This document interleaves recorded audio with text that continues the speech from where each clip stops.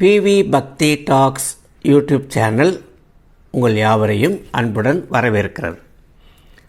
மகாபாரதத்தில் பகவான் ஸ்ரீ கிருஷ்ணரின் அவதாரம் முடியும் தருவாயில் அவரது முக்கிய அமைச்சரான உத்தவரை பார்த்து, உத்தவா, நான் எல்லோருக்கும் பல வழிகளை செய்தேன், பல உதவிகளை செய்திருக்கிறேன், பல முறை அருள்பாலித்திருக்கிறேன்.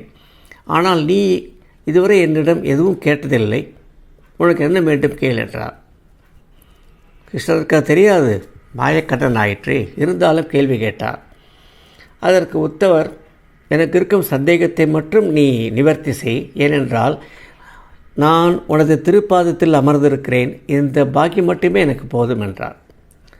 அதற்கு உத்தவர் சொன்னார், இப்பொழுது நான் கேட்கக்கூடிய ஒரு சந்தேகம் என்ன என்றால், கிருஷ்ணா, நீ அந்த குருக்ஷேத்திர போர் நடக்கும் முன்னே அர்ஜுனனுக்கு கீதோபதேசம் செய்தாய்.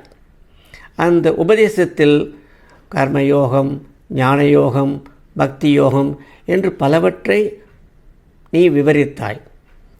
அதே சமயம் அர்ஜுனன் தனது சிறந்த சிந்தனையை கொண்டு பல கேள்விகளை கேட்டு இறுதியில் உனது உபதேசத்தை ஏற்றுக்கொண்டு போர் செய்தான், போரில் வெற்றி பெற்றான். இருந்தும் மகாபாரதத்தில் நடந்த குருக்ஷேத்திர போரின் பிறகு அர்ஜுனன் மன்னனாக வந்தான். அந்த பதவியேற்ற பிறகு அவன் மறுபடியும் உன்னிடம், கிருஷ்ணா, நீ அன்று தந்த கீதோபதேசம் எனக்கு மறுபடியும் உபதேசிப்பாயா என்று கேட்டார். அதற்கு நீ, அன்று நான் யோகநித்திரையில் இருந்ததால் உனக்கு முழுமையாக கூற முடிந்தது, இருந்தாலும் இப்பொழுது சுருக்கமாக கூறுகிறேன் என்று நீ கூறினாய். இவ்வளவு உபதேசம் பெற்ற அர்ஜுனன் ஏன் மறுபடியும் உன்னிடம் உபதேசம் கேட்டான் என்று உத்தவர் கேட்டார். அதற்கு கிருஷ்ணர், அர்ஜுனன் கேட்டது சரிதான். ஏனென்றால் அவன் உபதேசத்தை கேட்கும்பொழுது பல யோகங்களை நான் விவரித்தேன். இறுதியில் எனது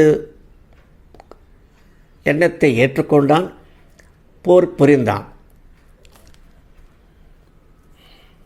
ஆனால் நான் கூறிய பல யோகங்களை அவன் வாழ்க்கையில் கடைபிடித்தானா என்றால் இல்லை என்று கூறலாம். அதற்காகத்தான் மறுபடியும் அவன் உபதேசம் கேட்க முடிந்தது.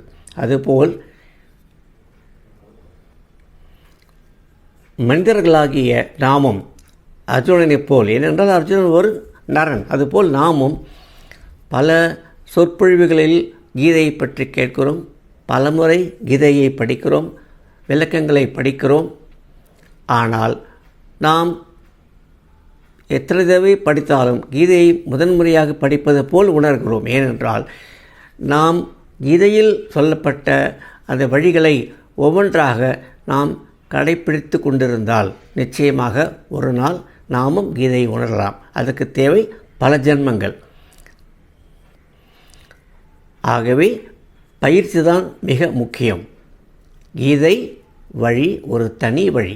அந்த வழியை ஒருவன் முயற்சி செய்து கடைப்பிடித்து வாழ்ந்தால் நிச்சயமாக அவன் வாழ்க்கை மலரும், அவன் மற்றவர்களை ஆனந்தத்தில் வைத்திருப்பான் என்பதற்கு இந்த ஒரு உத்தவரின் கேள்வியும் கண்ணன் தந்த பதிலுமே நமக்கு எடுத்துக்காட்டு. மேற்கொண்டு பார்ப்போம். வணக்கம்.